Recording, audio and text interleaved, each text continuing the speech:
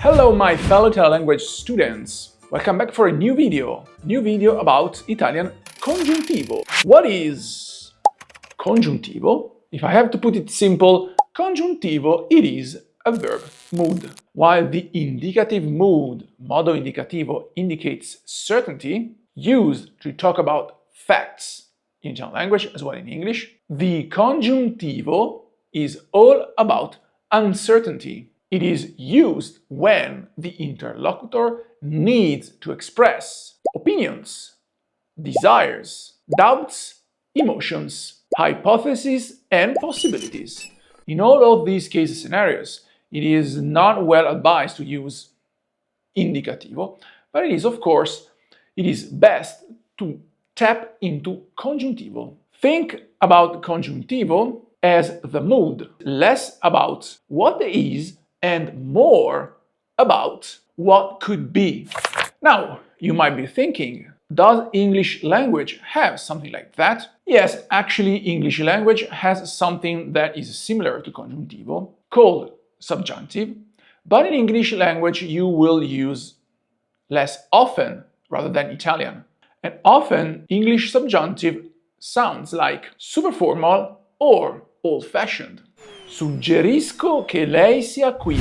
I can translate that with the English, I suggest that she be here, and not she is here. You see, in English, it is mostly hidden or just sounds a little bit odd. But in Italian, the congiuntivo is alive and kicking.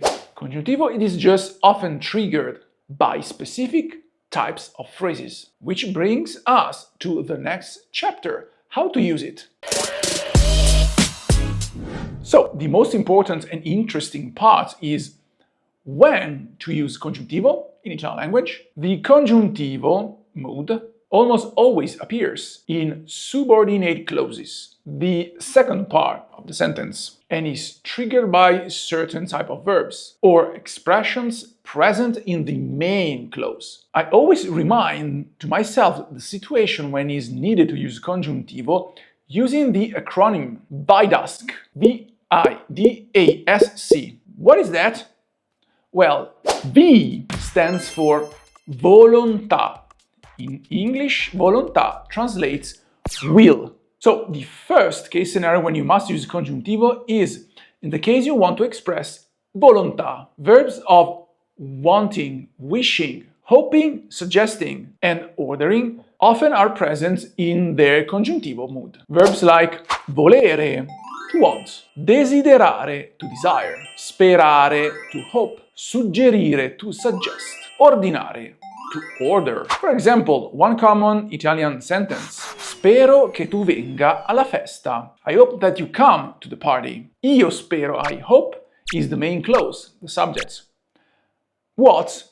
The subordinate clauses that comes after has its own verb. Tu venga, you come.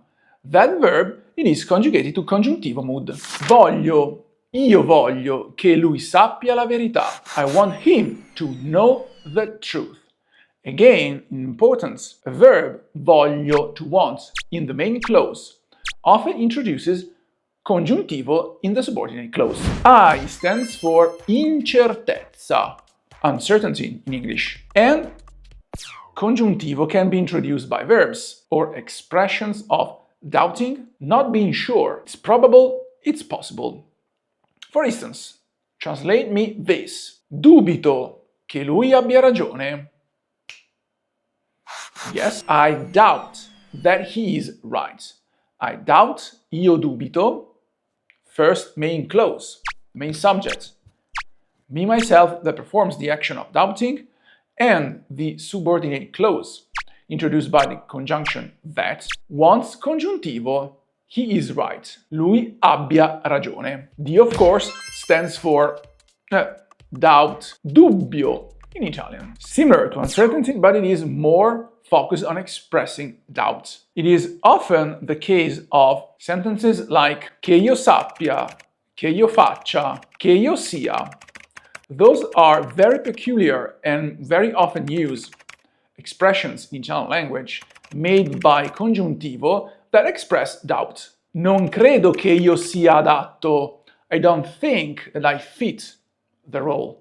I can express the doubt that I fit in. A stands for affermazioni, affirmations, often starting with it is, è in Italian language. È importante, it is important. È necessario che, it is necessary that. È bene che, is good that. È difficile che, it is hard that. Those sentences, fixed sentences, always trigger conditional in the subsequent clause. È importante che tu studi. It is important that you study. In English we use indicative mood, but in Italian it is important to stress out that you use congiuntivo in the right way. È necessario che noi partiamo presto. It is necessary that we leave early. Even in this case scenario, in Italian is best to use congiuntivo. S stands for sentimenti, feelings in English language. And congiuntivo comes after verbs that express feelings like joy, sadness, fear, surprise, or regret. Sono felice che tu sia qui. I'm happy that you are here. If in English it sounds perfectly legit to use indicative mood, in Italian it sounds definitely better. Use congiuntivo. Sono felice che tu sei qui, indicativo, sounds really odd and it gives away the fact that you are not Italian native speaker. Last but not least, C. C stands for congiunzioni, conjunctions. In fact, there are a pool of conjunctions that often trigger congiuntivo. Sebbene, although, purché, provided that, benché, even though, sebbene piova, andiamo fuori. Although it's raining, we're going outside. Okay, now that we know when to use congiuntivo, it is time to dive deep into the grammar rules that build congiuntivo mood. Congiuntivo has 4 main tenses, 2 simple, presente ed imperfetto, and 2 compound tenses, passato, past, and trapassato, very past. Don't worry, the compound tenses, just use the congiuntivo mood of auxiliary verbs, essere and avere.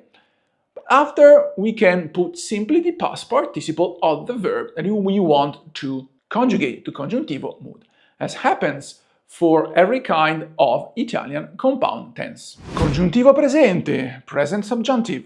This is for actions happening right now or in the next future, when the main verb of the main clause it is present to presente or futuro tense. For instance, parlare becomes che io parli. So verbs belonging to the first conjugation, their infinite mood ends by are. They make congiuntivo tense, switching are for I. So the stem verb parl without are becomes parli, congiuntivo, and often you use the formula che, conjunction io, persona, parli, verb. Che io parli, che tu parli, che lui, lei parli. For the plural persons, you take the stem verb and add amo, ate, che noi parliamo, che voi parlate, che loro parlino. For verbs belonging to the second conjugation, so ending by ere, the stem verb remains the same and you change ere for a. Like for the verb credere, to believe. Che io creda, che tu creda, che lui, lei creda. Easy so far. The hardest part are the last 3 plural persons. Che noi crediamo, che voi crediate, che loro credano. Verbs that belong to the third conjugation, so the infinite mood ends by ire.